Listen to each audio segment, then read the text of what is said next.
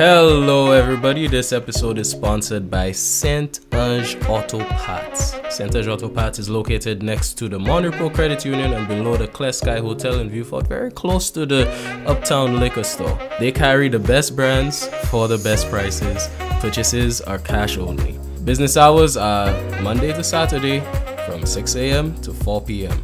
You can call in at 454-3030. You want more information. Remember to wear your mask while shopping, and if you go there, let them know we sent you. All right, let's get into it.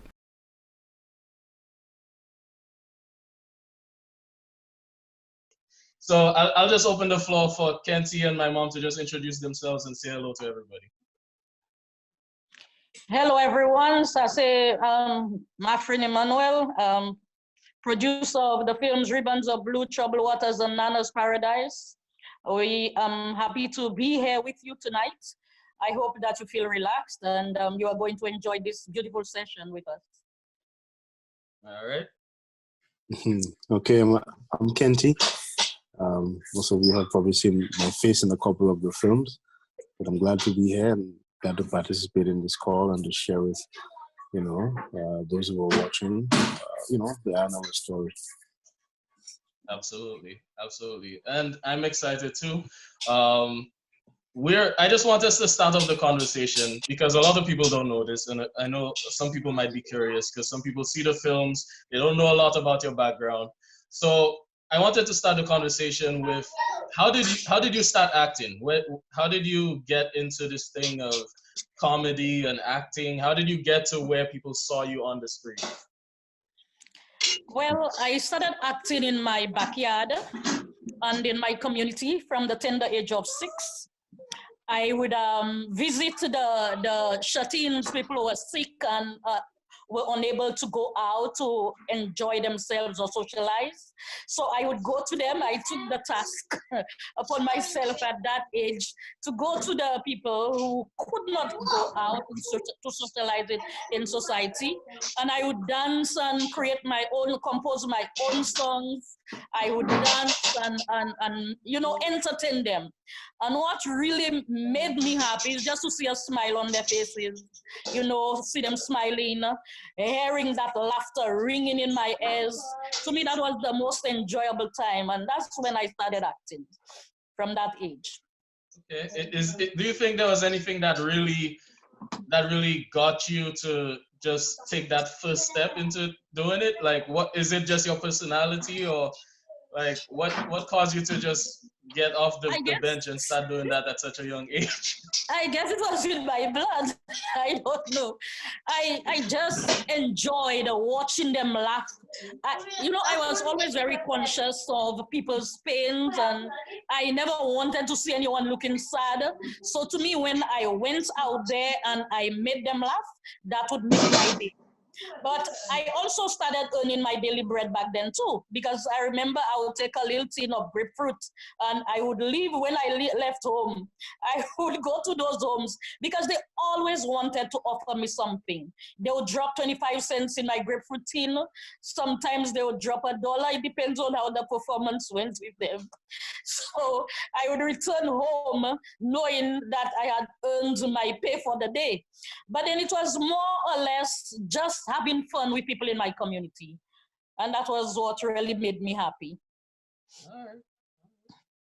Well, what about you, Kenty? Yeah, I actually started acting through my mom. And I remember back in the day, we were mostly doing stage productions for small skits at our church and for concerts to, raise funds for, like the Pathfinder Club and other, initiatives that were taking place. And, we would host our own concerts and stuff. And I was pretty young at the time. I believe I was probably 10, 11, if not younger. I got introduced to my friend, and from that time on, we began doing stage productions with her, and then it grew into doing films and these productions and so forth. So it's been a wonderful experience participating, and basically just bringing out a story, through acting. So I've enjoyed it. Yeah, for me, I have to share mine too, For me, I was when about to ask you. of course, when I was, I remember my very first memory when it comes to acting or drama.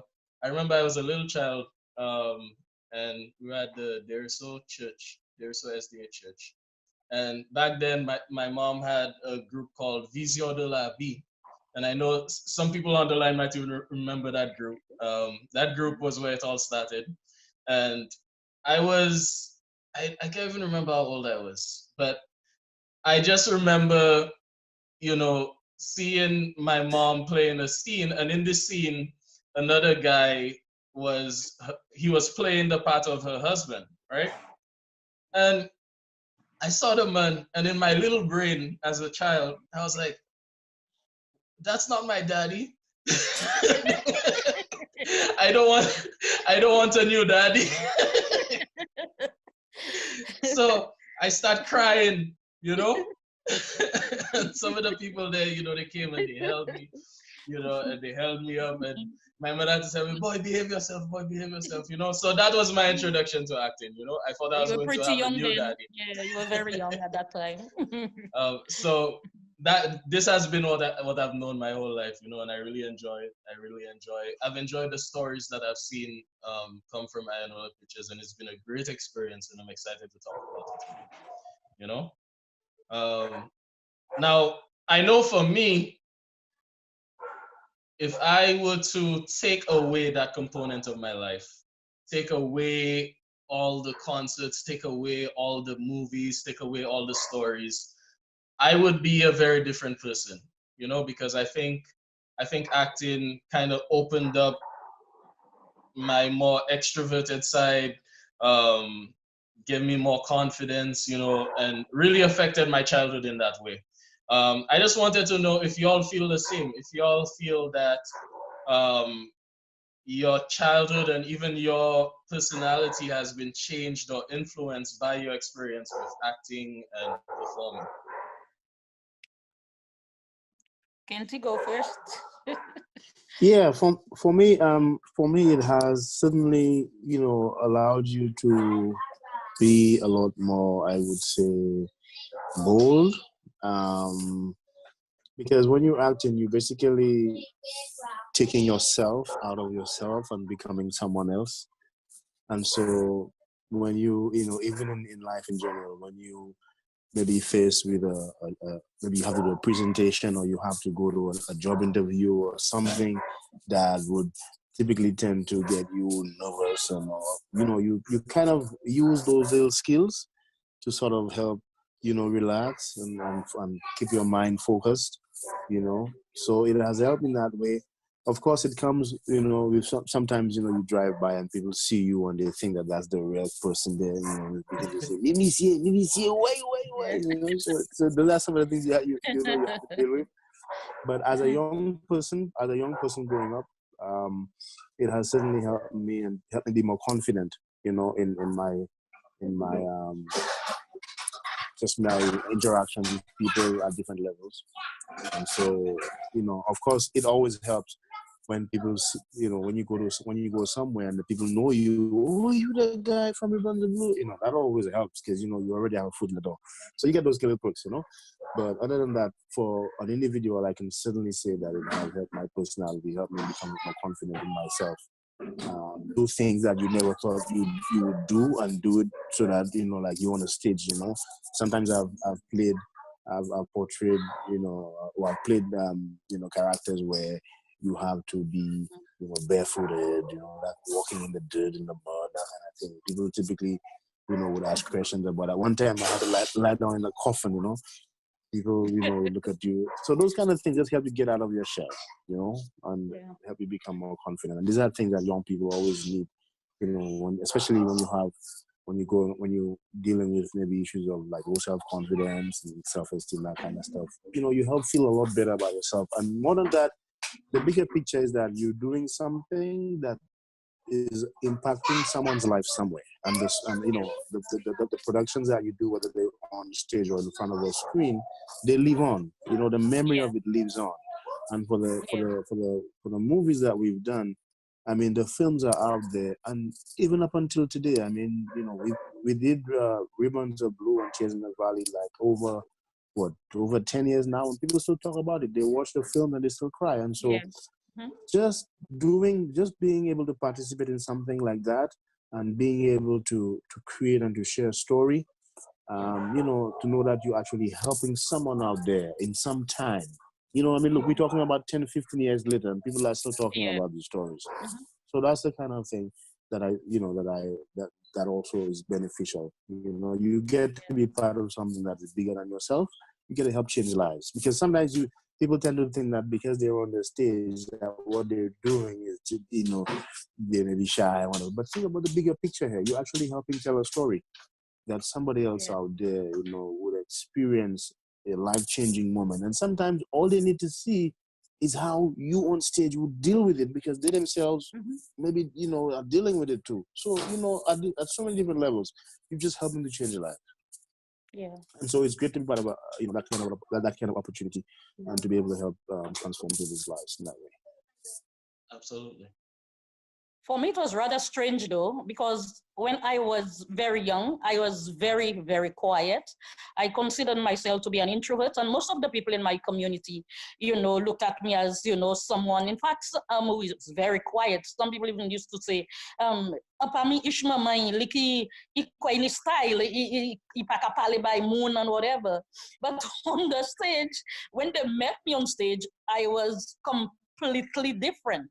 So, and when I started teaching at the age of 17, in the classroom, you know, I began to use my acting skills, especially when it came to mathematics. I really, up to now, don't like maths.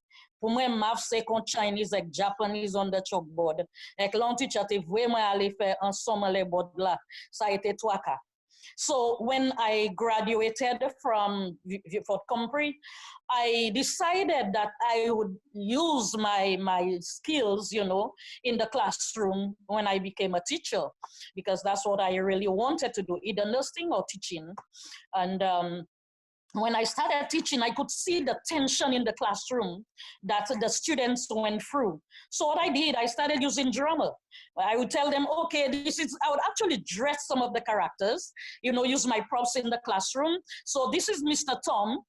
Mr. Tom, give him a basket, has 20 mangoes or whatever I would use in the class, 20 mangoes, for example. And he met Miss Jane on the way, and he gave Miss Jane 10 mangoes. And you just, in a minute, you'd have all the children, all of them would be shooting their hands up. It's like mathematics became alive in the classroom when it came to drama, using drama. And it was always fun. And that's what I always wish my teachers could have done in the classroom for me. I knew back then, if that had happened, that I would look at this subject in a totally different area.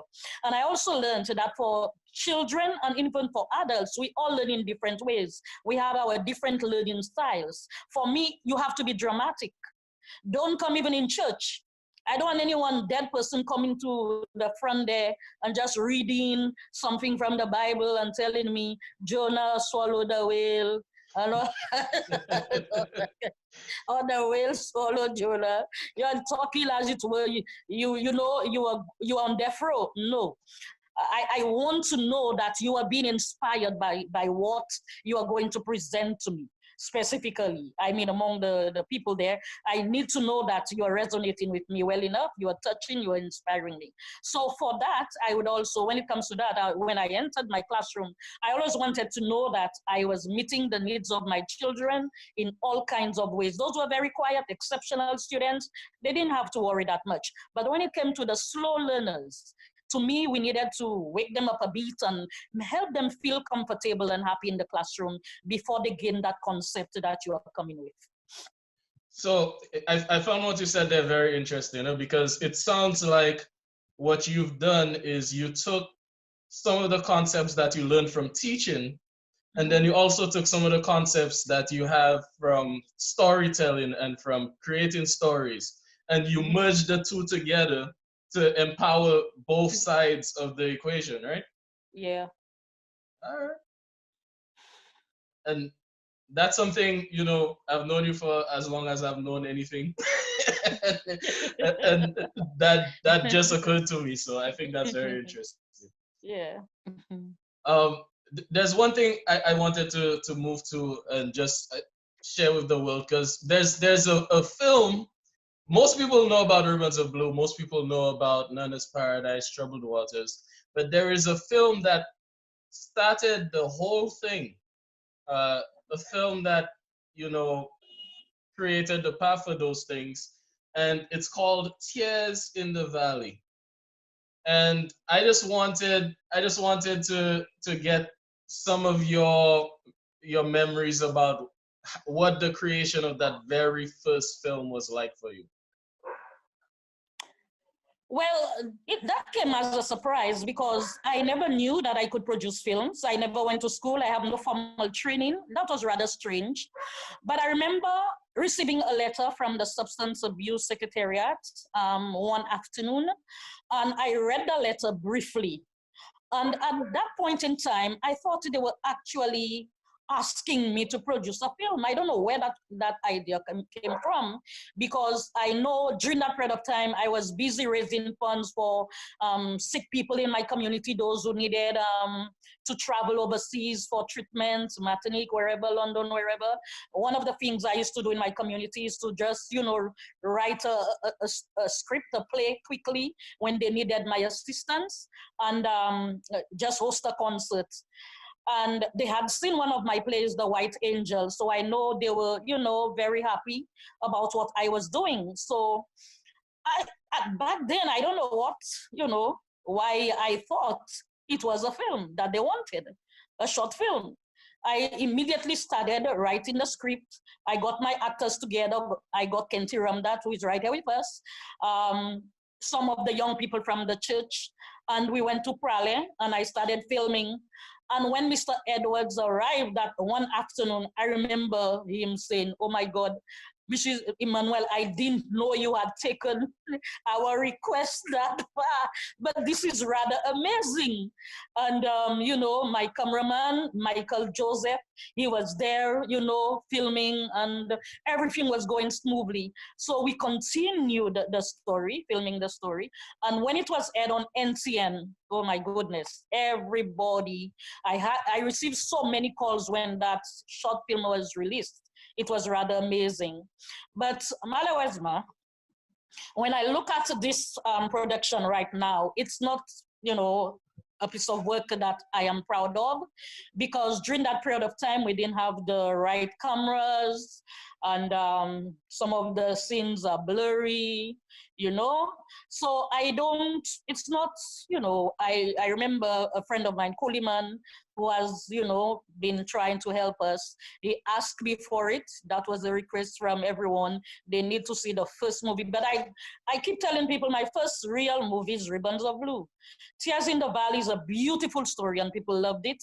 But I don't know, maybe one day we can ask NTN if they have it, in the archive to play it, because I think they should have a copy.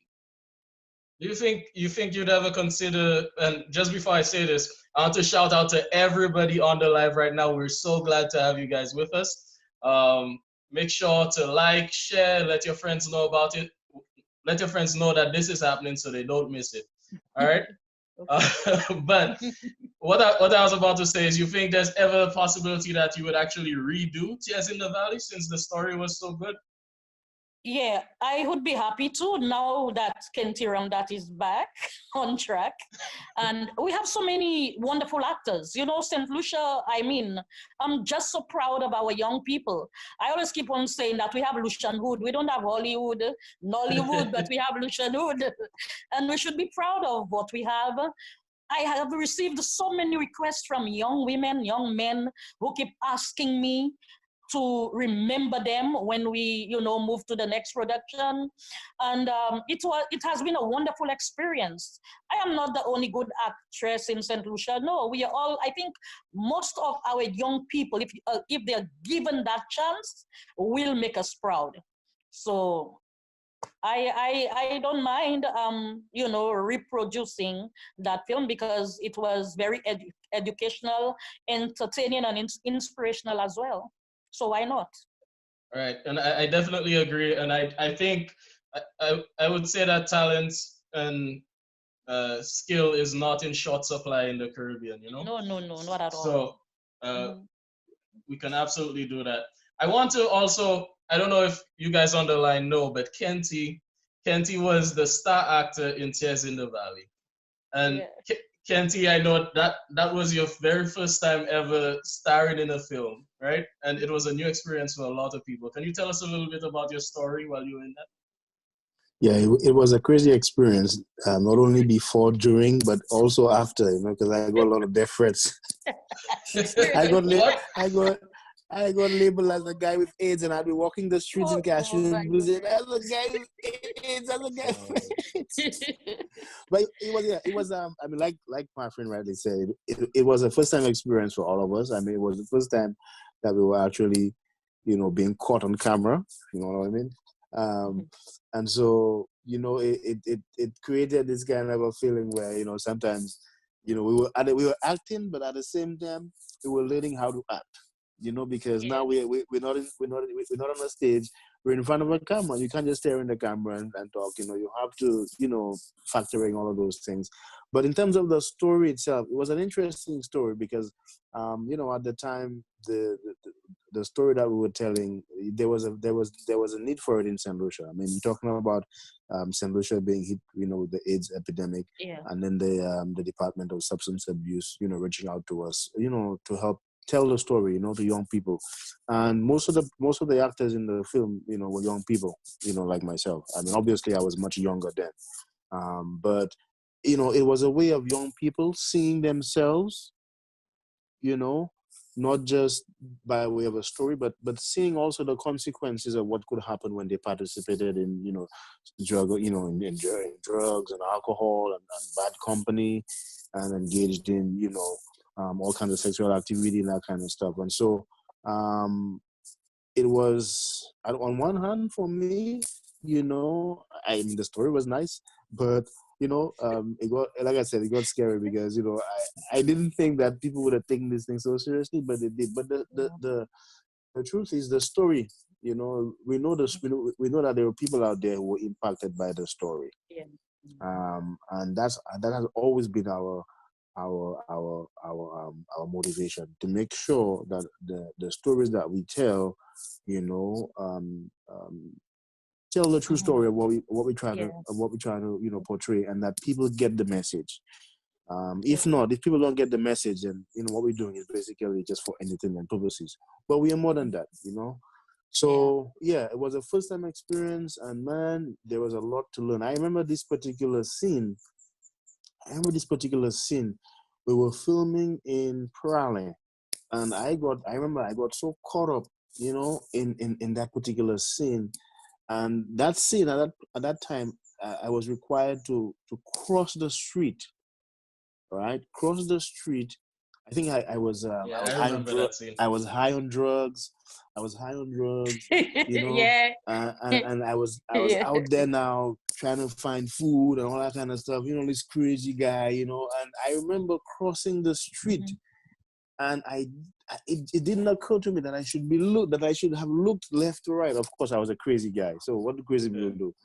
And the funny thing about the funny thing is, man, a vehicle was coming. There was an oncoming vehicle, and I was just when I crossed the street, I looked back and I was like, wait, what just happened? So there's some of that, and then as well, I remember having to lie down in a coffin, for the first time. The interesting thing about that coffin story is we had a vehicle to transport the coffin from Viewford all the way to Prairie. And I remember in particular that day, right, not a single vehicle wanted to be behind that van. They just refused to be. They gave it, all the days, And it was interesting because now I found myself having to lie down in a coffin and get film and everything. So it's interesting because people were like, in St. Lucia we have this thing about coffin and all that kind of stuff. But it was an interesting scene, just to be able to, go in there. And people are asking me, people were asking, did you really die? What happened? Did you really get Did AIDS? you die?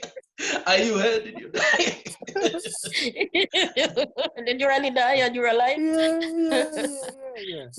But we were happy to participate and to share the story, I mean, it came to us in that way, and it was our first introduction to the world of filming, and we did our best. We learned a whole lot, and then we continued from there. Absolutely. Now, Mami, I know in that episode you were not episode, but in that film you were playing Kenty's I can't remember his name in Tears in the Valley, but you were playing his mother in that film. And I know, because of the plot and because of, what happened to him, I know you had to really connect to the role. How do you remember your experience when you were both trying to direct and also connecting to that character? Playing the role as his mother was just natural because, as I keep saying, the minute you have to portray or become or get into character, you must have, if you have that experience, for example, of being a mother, it becomes natural.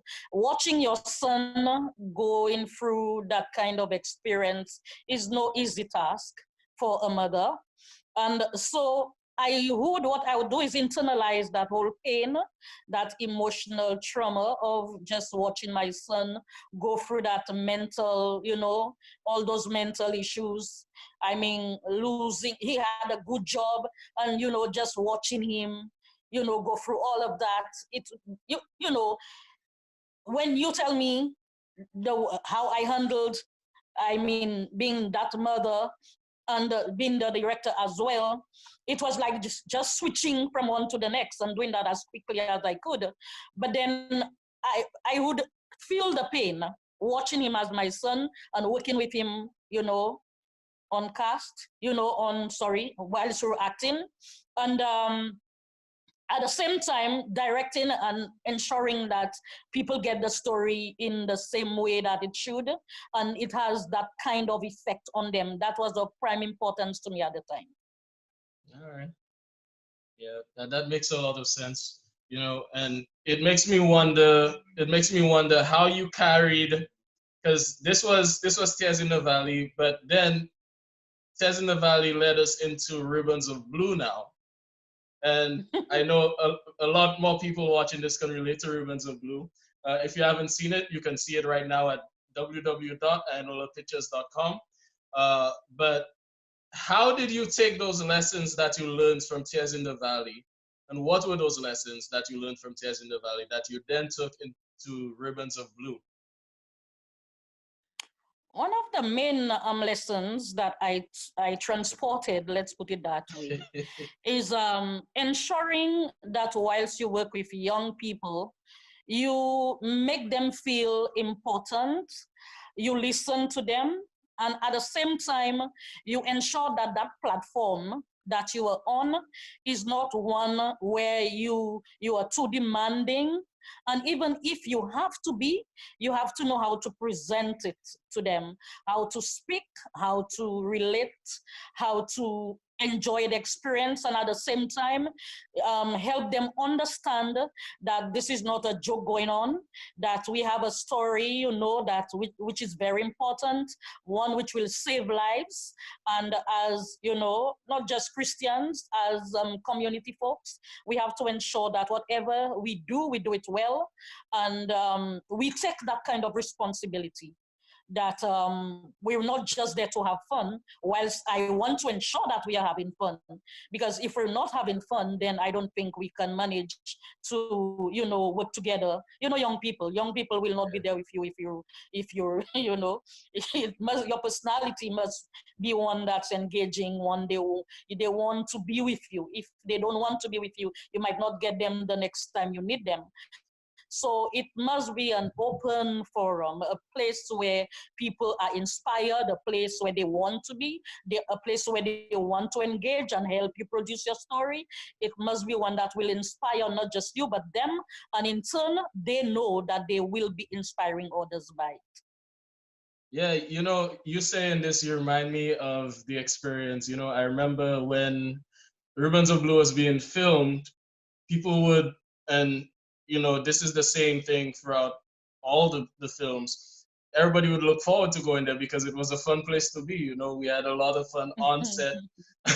you know, and that actually makes me think about the whole approach to creating these stories, right? You haven't always been big on script writing, and I think it's very powerful how you still bring out the stories in a not very traditional way. Some people uh, probably could not bring forward a film with no or not a very detailed script, So can you tell us a little bit about your whole process with doing that? It's one of the things I often ask myself. I've traveled tremendously. I've been interviewed. I've gone to Oxford University. I remember Ribbons of Blue was the only movie screened twice at Oxford University. And they had the Harder They Come from Jamaica. They had a film from the USA, the civil rights movement. And after Ribbons of Blue was screened twice, I remember journalists walked up to me and asked me, how do you go about reducing your films, write the scripts and everything? And who is your manager? Who is your manager? And I stood there for a minute because I was not expecting that question. And I just pointed to heaven and I said, that's where my manager is. Because again, when it comes to script writing, I had never really written a proper script. So I know whatever I have done has come through inspiration, because nobody wants to believe me up to this point.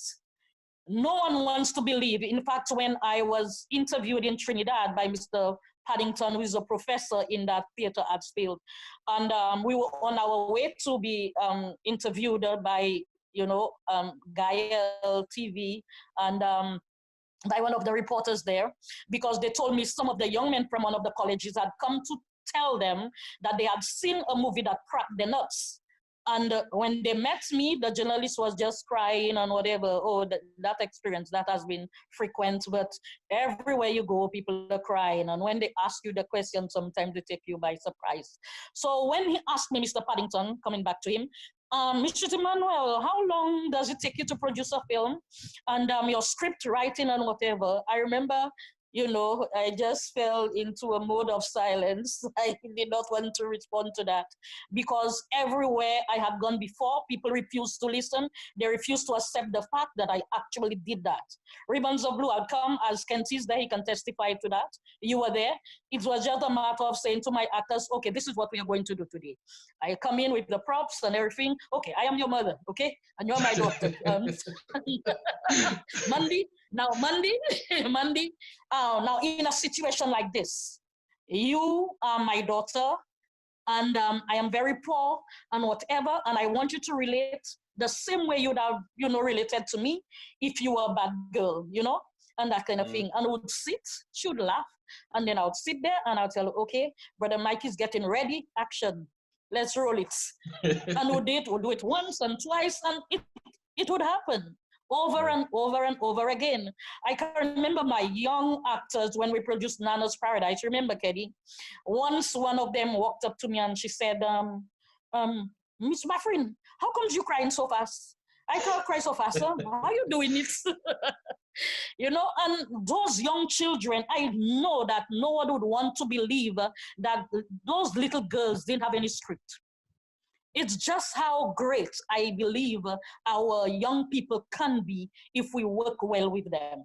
None of them had a script. We went through Nana's Paradise without a script. We went through Ribbons of Blue without a script. Tears in the Valley, well, we'd have that little paper, that little sheet of paper once, you know, checking here and there. And well, Shanta's World now, Keddy, when it comes to the script now, I remember Drenia Frederick, after I won the competition, we had to pitch that What concept. competition was and, that? What competition? Yeah, well, there was a competition in St. Lucia in, it was it 2014? And they invited all producers, professionals were invited to pitch a concept about a film that they would want to produce in St. Lucia. And we were told that the person who wins will receive a form of financial assistance. I was reluctant at first. Hold on, I just want to, because I know some people watching might actually be interested in actually participating in that competition. Is that something that's still running monthly or every year? Okay, no, it's just not. A one-time thing? No, it was a one-time thing. Okay. I was reluctant because at the time I had my concept because I had traveled within the Caribbean region, and I had visited some of the libraries. I had held 22 screenings, visited the elementary schools, the secondary schools, colleges. We had screened Troubled Waters, Nana's Paradise, Ribbons of Blue, and all the children were just so excited about those movies. But something struck me as, you know, one of our primary needs in the Caribbean when it comes to educating our young people. I kept thinking at the time when I left St. Vincent that we're missing our past, we are missing our history. Because when I visited the libraries, I didn't see any novel that I could just pull and just pick up, you know, and just sit and read about what transpired during those days, post-colonial times and whatever. And that's how the concept of Shante came into play. When I was on Leah traveling back to St. Lucia, I said to myself, if I have to film another movie, it will be something of that sort. So when I heard about the competition, Nadia was the one who kept on, you know, begging me to, you know, participate. At the time, I wasn't quite ready. So I said, I don't want to sell out my concept and then I don't have what it takes to, you know, start working on it.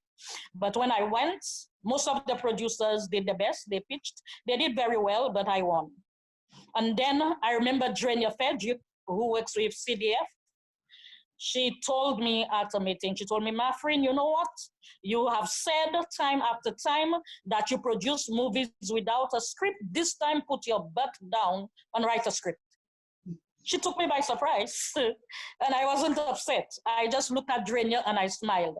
And I said, Gouin koute piti, piti koute gouin. And as I arrived home, I started reading, Google search, reading about script. I started reading, you know, samples of scripts, you know, or the seasoned producers have, you know, written. And I started writing Shanti's World. Okay. Now, you mentioned the CDF there. Just for the folks on the line or anybody watching right now, the CDF is the Cultural Development Foundation, right? Yeah. Mm-hmm. Yeah. So first off, again, I want to talk to the people watching this right now. If you have any questions, now is the time to send in your questions. We are answering questions. We are monitoring the comments. So just send in any questions that you have. If you want to talk to us, just let us know. We're right here and we're available to you. All right. Now, Kenty, in Ribbons of Blue, you have a role that was a little tough, in my opinion, because I played a similar role this past Christmas, and you were Mandy's fiance, right? And you in the film you broke up with Mandy for a very particular reason. I kind of want to know how you managed in that scene to be both caring and sympathetic, but also unforgiving in that you had to just break off the relationship. We're breaking up. Well, the first thing is that I was required to be that way based on the story.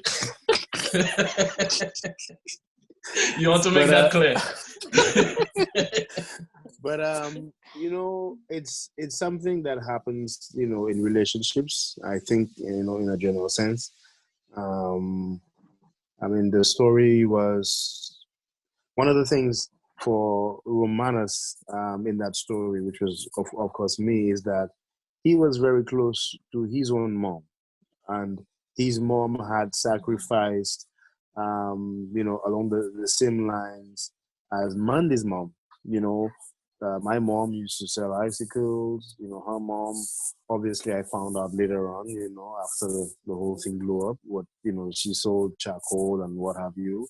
So we had similar backgrounds. And so I think my character, I was very open about that. This is me, and in relationships, I think, it's important that people understand the importance of being transparent. You get my point? Yeah. And so being able to share, and guess what? We were at medical school. Who cares whether what your background was? We are medical school. I mean, come on, we're changing our future. We're not selling icicles or selling charcoal. You get my point? Anymore. And so then in one sense, you understand that you were ashamed, and at the same time, you have the other thing too is she was also pregnant. You get my point? Yeah. And I wish we could have a sequel to that story, because the story needs to continue, Ruins of Blue Part 2? Yeah, to show what happened, So many people are asking for that. Yeah, to show what happens after the ribbons came off that tree, you know what I mean? So on one hand, there was this, compassion, because hey, you now have a greater responsibility in the relationship because she's pregnant. On the other hand, you're disappointed because all along you've been, going through this relationship with the understanding that hey, we're in this together. We're both at medical school looking out for each other. This is me. This is my background, and you obviously you come to telling a different story about who you really are. And so, that's where, the compassion ends, and to say, hey, you know what? I don't think that it's going to work out for us. And again, that's why I said the story ended there. But I think in terms of in the Caribbean context, right? That's what happens. We have a lot of broken relationships in the Caribbean. We have a lot of relationships, single parent relationships. Things don't always go right. Things fall apart along the way. But what happens after?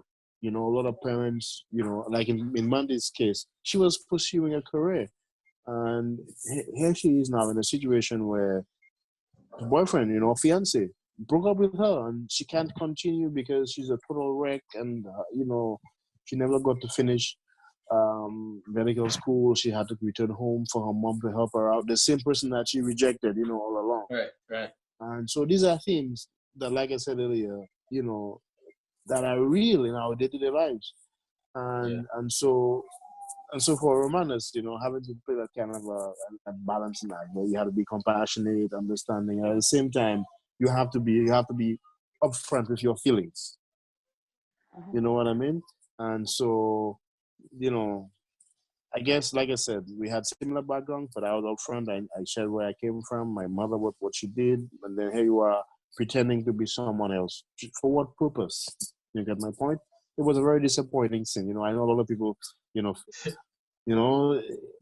I think a lot of people were celebrating in that scene, though. Yeah. Well, that's good, But again, the important, Mm-hmm. the important thing there, guys, is that in our day-to-day relationships, we have a lot of brokenness in people, and there's a reason why Mandy behaved that way. A lot of people are like that. A lot of our people are like that. They pretend to be something that they're not, just because they want to keep the man. They want to keep the man. You know what I mean? And at the end of the day, it still works out to their disadvantage. And so, again, a lesson about relationships right there in that scene. Very important one. Yeah. I agree with that for sure. Mm-hmm. Yeah. Yeah, man. Right on point. Now, Somebody wants to know when she came back from. Hey Faye, I see Faye Caroline send us a comment there. She says she wants to know what happened when Mandy came back from England. I guess we're talking about the sequel, you know. Yeah, she'll find out later. I think Mandy was in the calls, you know. Yeah. I think that's where some people wanted Mandy to end up. Yeah, she'll have to end up, working with the calls. People don't like Mandy helping at all. helping her mother. Yeah. But I mean, I think She can towards learn the about end. the hard life. Yeah, of course. Mm-hmm. I think towards the end, Mandy kind of learned her lesson, though. You know? Yeah. For sure. That's Kenzie, why now, I cannot really produce a part 2. yeah? Because if she learns a lesson, that means she'll be a good girl. There's not much to learn there now, apart from the fact that she realizes that her mom is more important than, material things and whatever. Well, here's an interesting twist, right? Here's an interesting twist. People get second chances. Yeah. Another love story, People get second chances. Yeah. Kenzie, there's another question I wanted to ask you too, because in Ribbons of Blue as well, you also had a Jamaican accent because you were Jamaican in that film. Yeah, that one was a difficult one. So but yes, can we repeat? So what did you do to try to get that Jamaican accent? Well, boy, I tell you, that's back in the day. YouTube was still around. YouTube was already around. I'm just, you go online and you listen to some of the Jamaican guys. You listen to some of the Jamaican accent and you practice. You just play around. One of the things about acting is off screen. There's so much preparation that has to be done, and sometimes that preparation happens even in your sleep. You know what I mean? Yeah. So you just.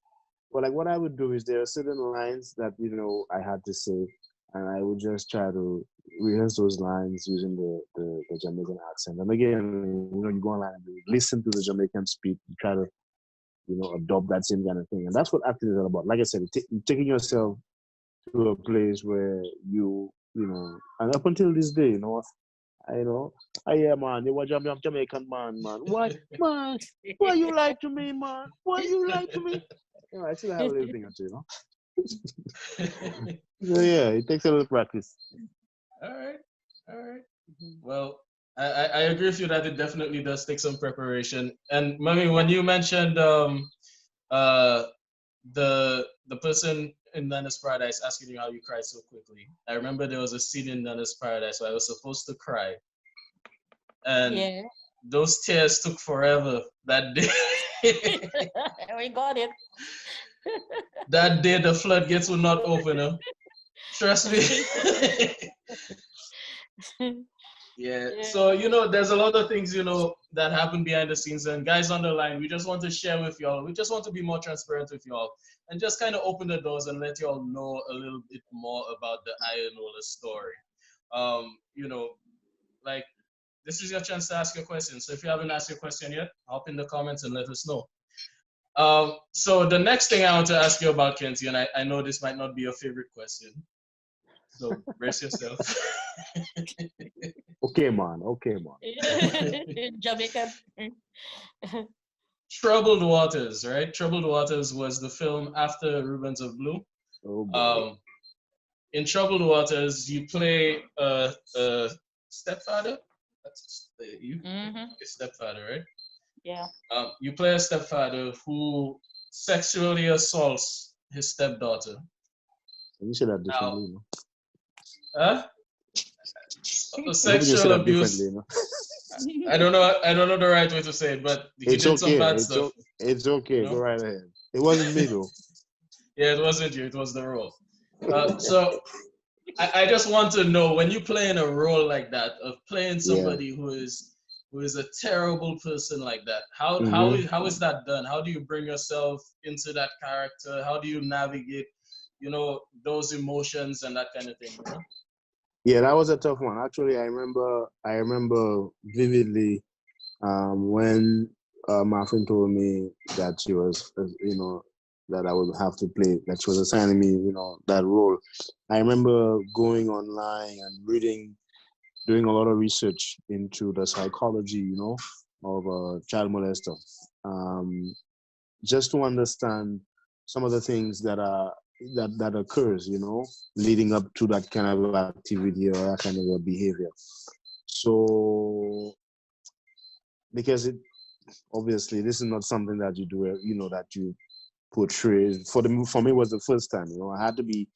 I had to now learn to be the bad guy. And so I read a lot about behavioral patterns, things that like a child molester would do, like give gifts, and like appear to be overly friendly. I'm not suggesting that anybody who gives gifts to your child or appears that way. I'm just saying that's what I read, and that's what I sort of had to do to bring out the character in that particular film. So so being overly charitable, welcoming, but at the same time very wanting to be with the child privately, a lot, wanting the parent or the parents to be away, and sort of convincing the parent that they are responsible enough to take care of, stuff like that alone. I mean, here you are as a parent in a stranger's house with your kid, and you're already convinced that he's okay, that kind of thing. So I sort of had, for moments, whilst we were filming, I had to be reminding myself of these things so that I could, will play out in the different scenes. For example, there's a scene where Mr. Everton has, this little toy, and he calls a little, what's his name, Risa, calls Risa and says, "Hey, look what I got for you." And he has this little toy with this little man, who plays a little jingle, and he drops his pants, and he goes, "Yeah, yeah, yeah, yeah." That's a way of playing into the child's mind, try to tell the child, "Hey, if my pants drop, it's okay, don't be afraid, it's just a little game." Yes, exactly. It's a little game. And these are things, that happens, in real life. And in many cases, it happens even worse than that. You get my point? But again, the whole idea behind what we were doing is to tell a story. And the story is not just about showing what can happen, but also educating people about certain things, certain ills and evils that are out there in the society that they should be mindful of and guard against. Yeah. Because at the end of the day, these things are out there, and in many circles, we don't talk about it. When it happens, we sort of push it under the rug, and everybody just somehow continue living life as normal. At least it appears that way. But deep down inside, people are dealing with brokenness. People are dealing with other issues, that would later on manifest itself. It is something that, people be like, "Well, I didn't know you could do that." Well, yeah, because I've been harboring something that's really dark inside here, and all of a sudden I can't hold it no more. So I do something crazy, So that's how some of those things play out. And again, like I said, the great part of what we do is to educate people about certain social ills and stuff like that. So it was a very difficult part for me, because it was, no longer along the lines of a relationship, but I literally had to put on the mind of a bad man. Do you understand what I mean? A bad man in the sense that somebody who's just out to get, get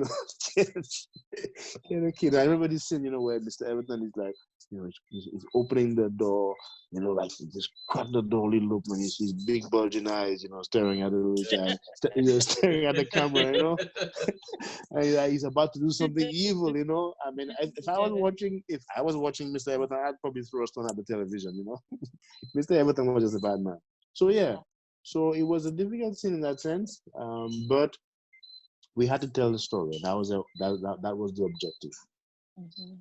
Yeah, Troubled Waters was released at a moment in time when, this was before the whole Me Too movement, and when sexual abuse and sexual assault was really in the face of the public eye, So, Mrs. Emmanuel, how would you, what would you say brought you to the point that you would want to share a story like that with the world, way back when it wasn't really a it was kind of a taboo topic. You know, it wasn't really something that was in the public discourse. Well, what really inspired me back then was the news. I had just returned from the United States, and I was reading a newspaper, and at that point in time, you know, I think it was a few days before I read that paper, a young girl had been raped and killed somewhere in Choiseul. And I got so angry. I was so upset. Emotionally, I could just identify with the mother, that child's mother, losing your child. And the child was killed, not just molested, the child was raped and murdered. And I said, I don't have what it takes. I can develop a story. I know I can do that easily. I may not have the finance to do it, but it could take whatever. I said, as a teacher, I am going to put a story together so that the parents can understand how careful they have to be with little girls, and especially now little boys as well, when it comes to those pedophiles. When you are in a relationship with a man, you have to act, and you have kids, you have to ensure that you understand who you are taking into your child's life. And you should never be naive, you understand? I remember I was in the kitchen once with you, Keddy, and I told you, I don't know if you can remember that, but I remember telling you that I have not watched that movie twice. After it was produced, I never took time to sit and watch it, because every time I did, I would get upset. And I remember you were leaning, against the wall in the kitchen, and you looked at me, and for a minute you said, "Mommy, you should not be so upset. This is a film that will save lives, and it will save many children's lives." I can never forget it. And when you said that, I felt a little better that, maybe it would help, instead of bring out the anger that I was feeling, and I wanted the men out there to feel, and the pain I also felt when I identified with that child's mother. When you put it that way, and you told me, "Mommy, that can be a tool that can help young girls. It can save their lives." I began to see troubled waters in a different light. And as Kenty just said, whenever, when it comes to Iyanola pictures, whatever stories we tell, they must inspire someone not to do or create or get involved in some evil act or some evil or some societal ill that is going to destroy the lives of our people. So our stories are entertaining. Yes, they can be entertaining.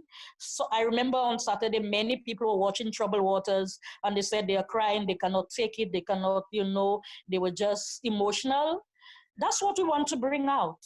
We want you to feel that pain, so that you can understand that when you act in that way, you are actually destroying somebody's life. You are actually bringing on some measure of pain to a soul, to a mother, a father, a child. So when they said that they were crying, yes, I felt sorry too, because I was watching the film and I knew how and why I produced it.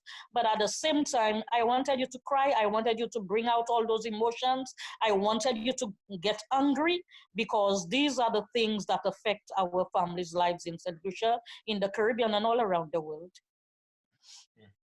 Absolutely. Now, we're quickly running out of time. I wish we could talk a little bit longer.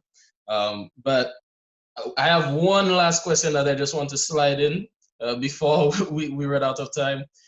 If you could go back today, like if I could just take you with me, take you, Kenty, and just all of us could just go back in time to the end of production of Tears in the Valley, what would you tell yourself that would make things better or easier or encourage you for the films that came after Tears in the Valley?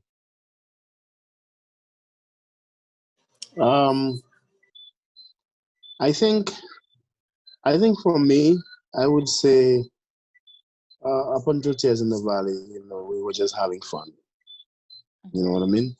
Just having fun, doing something that we love to do. At that point in time, we were not really about, we were not into like the whole movie thing yet. So we didn't quite understand the impact of video. You know, we were just into a story and acting. But I think if there's one thing that I can take from that I can say is that I wish we had started video productions earlier, you know, because it has done so much, it has changed so many people's lives in a way that we just couldn't do on stage. You know, being able to tell a story, you know, on screen, I think is just such a compelling way to change people's lives. And so I would say, I wish we had started earlier. That's a very good take. What about you? For me, one of the things I have learned is that I remember after traveling, you know, to several islands, you know, and being interviewed by reporters, I mean, and, you know, whatever, they would ask me, what about the financial aspect of things? And I would always say the same thing. It's not about the money. It's about the stories that we tell. And I remember a reporter who worked with Gael told me, no, Mr. Emmanuel, you cannot handle things like that. If God gave you a gift, you must have the finance. You must have the money. It should be about the money. And I said to him, what's wrong with you all? Everything is not about money. You know, it's about inspiring kids, inspiring families. And then he said something to me that I now understand. He said, well, as a producer, I realized you are gifted. Your government, you know, they should just, you know, just capture this thing because this is inspirational. This is good. This is great. You know, if you're in Trinidad, things would have gone better for you. You need the money to produce and whatever. And I said, don't worry, the minute the stories are out, he told me, I want you to remember that. To tell the stories, you need the money. And you should work things out in a way that you have the financial base, a strong financial base to ensure that you continue to produce the films.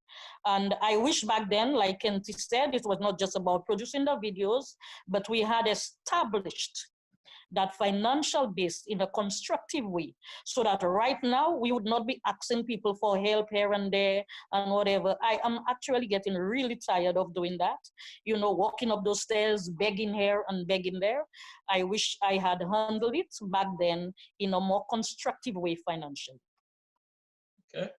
Well, folks, this has been Family Reflections, the Iyanola story. Thank you so much for joining us virtually. We'll be here twice a month for a long time. so we hope to see you guys again in 2 weeks. Have a good one. Thanks for joining us. Okay, Bye. thanks for watching.